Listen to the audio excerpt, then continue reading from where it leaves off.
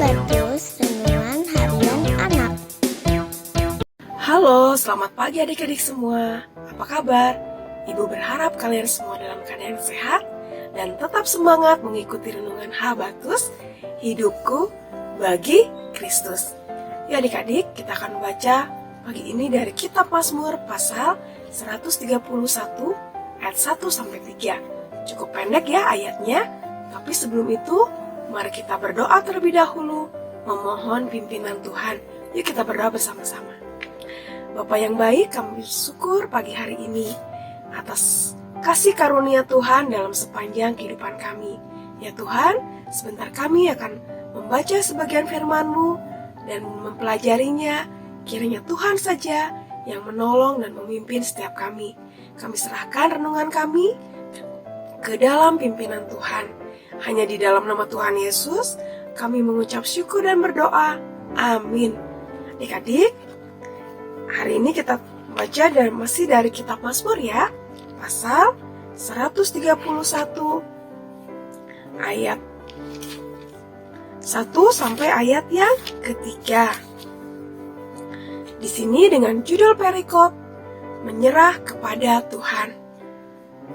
Nyanyian ziarah Daud. Tuhan, aku tidak tinggi hati dan tidak memandang dengan sombong. Aku tidak mengejar hal-hal yang terlalu besar atau hal-hal yang terlalu ajaib bagiku. Sesungguhnya aku telah menenangkan dan mendiamkan jiwaku, seperti anak yang disapi berbaring dekat ibunya. Ya, seperti anak yang disapi, jiwaku dalam diriku. Berharaplah kepada Tuhan, hai Israel, dari sekarang sampai selama-lamanya. Adik-adik, di sini kita belajar beberapa hal ya dari apa yang diungkapkan oleh sang pemazmur atau Raja Daud. Di sini Raja Daud mengungkapkan bahwa dia tidak tinggi hati dan tidak memandang dengan sombong. Padahal kita tahu ya adik-adik, bagaimana seorang Raja Daud diberkati luar biasa oleh Tuhan. Ketika dia diurapi, dalam usia mudanya dia sudah diurapi Tuhan, sampai dia menjadi seorang raja. Dan ketika dia menjadi raja, dia banyak sekali mendapat pertolongan-pertolongan. Ketika terhimpit maut, ketika dikepung musuh, ketika menghadapi pemberontak-pemberontak, Daud selalu luput dari segala sesuatu yang mendatangkan celaka, karena Tuhan senantiasa beserta Daud. Kerajaannya kokoh, diberkati Tuhan luar biasa, tetapi dia tetap rendah hati karena dia percaya bahwa segala sesuatu yang dia miliki, apa yang mampu dia lakukan, karena semua berkat Tuhan, pertolongan dari Tuhan Allah. Mari kita belajar dari Raja Daud.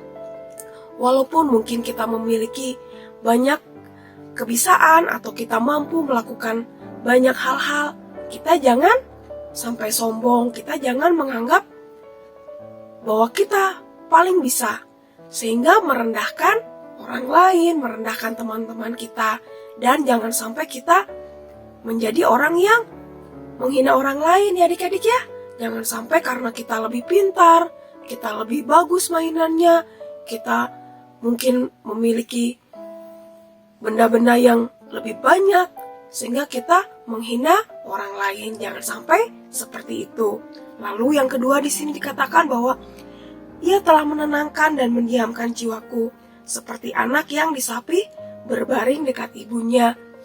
Jadi adik-adik ketika bayi atau beranjak menjadi anak-anak, pasti tidak lagi mendapat ASI dari ibunya atau disapi. Dan dia senantiasa mau dekat kepada ibunya, karena kalian tahu ya kalau dedek bayi menangis ketika digendong, dipeluk ibunya akan mendapat ketenangan. Di sini seorang pemazmur atau Raja Daud memposisikan dirinya, dia mendapat ketenangan ketika berada dekat Tuhan, seperti seorang bayi tadi ketika dekat ibunya, dipeluk ibunya, digendong ibunya, ada rasa ketenangan, akan yang tadinya nangis akan diam karena merasa nyaman ya adik-adik.